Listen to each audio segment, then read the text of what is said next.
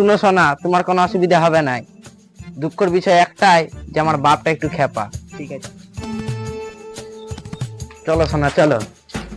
সোনা, এটা আমার বাবা, প্রণাম করো।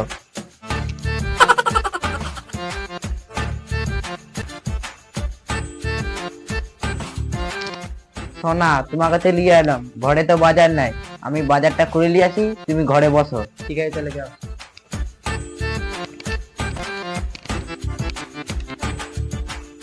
আমার স্বামী তো দোকান গেল, আসতে দেরি হবে, তাহলে আমি একটু শুয়ে পড়ি।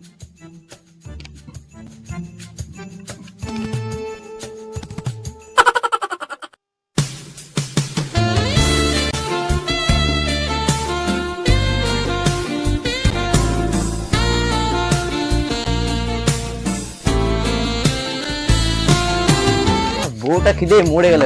কয় গো সোনা, কয় গো?